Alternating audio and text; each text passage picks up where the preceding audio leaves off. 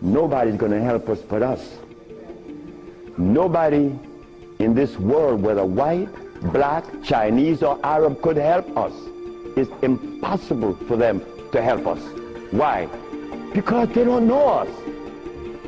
They're not of our genetic predisposition. Look, as a Christian, I used to eat pork. Of course I eat pork, and I love it.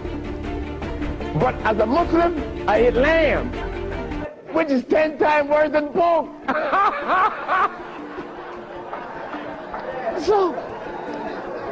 So what do I do? Who do I turn to? So after I quit my job, the boss said, wait just a minute, because I think you're crazy. You're leaving your job as a steam engineer in 1980, went earned to 1980. I'm making $2,900 a month. I'm gonna leave my job with 10 years seniority to come after some earth that you didn't like. Why did I do this? I had to do it. It wasn't that I could see that far. I can't see beyond my nose. Talk about years ahead. But I had to quit my job.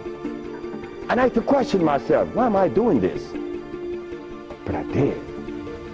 And 1980, the boss is looking at TV, 1987, on the 10th day of February, and he see CNN, Alfredo Bowman, a.k.a. Dr. Sebi, is arrested for practicing medicine without a license, selling product approved by the FDA, and claiming to cure AIDS and other diseases, which is a fraudulent claim.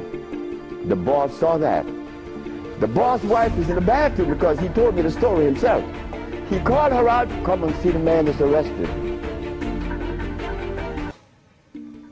If he says he cure AIDS, I know he cure AIDS, because Bret Howard knew that I would never compromise myself to a lie. When I talk, I know what I said is not true, but I also know that in America, you could also be dead right.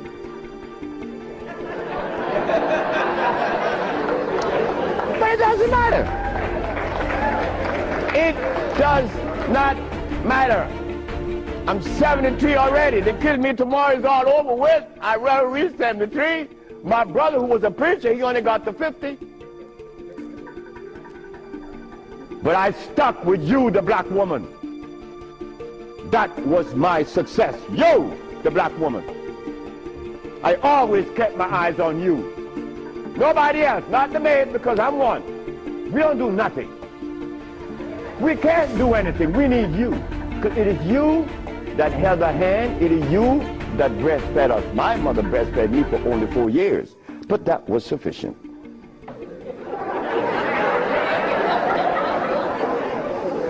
In 1962, two statements was made in a barbershop. 1640 Claiborne Avenue, New Orleans, Louisiana. Timothy Barbershop. Tim Barbershop. Ernest Moriel walked in there when he was a lawyer. And every time Ernest came in the barbershop, we used to jump on Moriel. I mean, we used to kick him around the place. Moriel said, you see you niggas? One day, I'm going to become mayor. And I'm going to remember you, Alfredo. That's me. The big mouth. I'm going to have you in jail. Ernest became the mayor of New Orleans. I was in Los Angeles, and the most hurting thing in my life was when I heard that Moriel had passed with asthma, a disease that I used to suffer with, that I was cured of in Mexico, and that I have addressed so many times. Moriel died. Ernest Moriel. Then another statement was made by me in that same barbershop. I said that I would give the black woman a gift. Brother said, Logan said, Sapphire? I said, yes, Sapphire, your mama. I said, she was the first, you came out of her.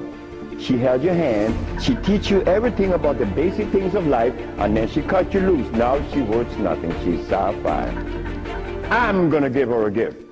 1962, that statement was made. But 1962, I was sick. I had asthma, I had diabetes, I was impotent, I had everything under the sun. But in 1964, I was cured, and years went by. Then I found out this is the gift to the black woman. The healing that I found is in your hands now, black woman. Yes, it's in your hands. So in 1987, I was arrested. And while I was in jail, I was the happiest man in the world. Because when I was 40 years of age, I was going to work, and I passed by Miss Louise Wright house on my right, and I made a statement: I'm going to help humanity. And here it is. 1987 is the showdown. I was arrested. All of the people in New York that were healers, I don't need to call their name. They say, yeah. They got the big mouth. They were angry at me because I put an ad in the Village Voice and the Amsterdam News and the New York Post. AIDS has been cured by the USHA Research Institute. And we specialize in cures for leukemia, sickle cell, impotence, blindness, cancer, and others. Well, after all, I did it. Shouldn't I advertise it? You should be glad your brother's doing that. Because now you have a chance to share in the bounty, right? That's the way I felt. So, I'm in jail and I'm wondering, how is the American Medical Association going to escape from this one? You see, in the past, herbalists, when they talk, shh, gotta be quiet. Gotta talk under the table, because the physician may get you. The FDA gonna get you. But we seem to forget the one basic thing. When they remove us from Africa, did they bring our food with us? Did they? Well, how could the FDA have such kind of power over us now? Come on now, just wake up to it. So I stood in jail thinking, how am I gonna do this one? This is gonna be a heavy number, but it's nice because I wanted this moment. I wasn't gonna back down. What you mean, back down? I'm representing some black woman. I never had a father. I never had a man in my confines to tell me something. No, I never had a stepdaddy. I had a woman. And then another woman, my grandmother. My great-great-grandmother lived to 124. Her name was Elizabeth. And she lived 70 years without a man. My great-grandmother lived 112. She lived 68 years without a man. My grandmother died at 100.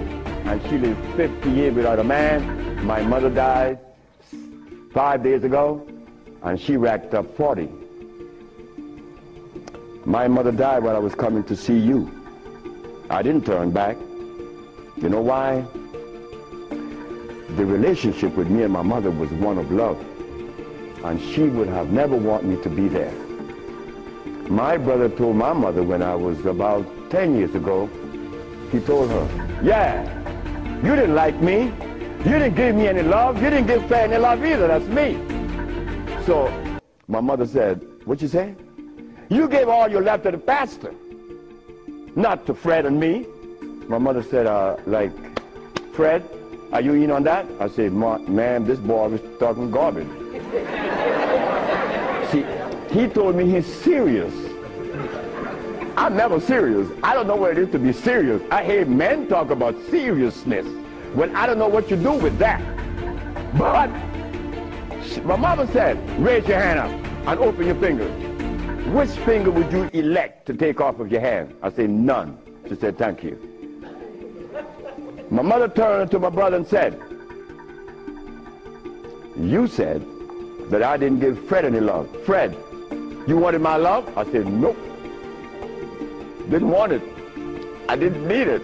Because my mother knew if my mother ever interfered in my life, I would have been upset. I was in the streets by the river all the time. My mother knows, all mother knows the child that need her love, her attention. But she loves all. But she knows the one that needs the attention. I didn't want want my mother attention.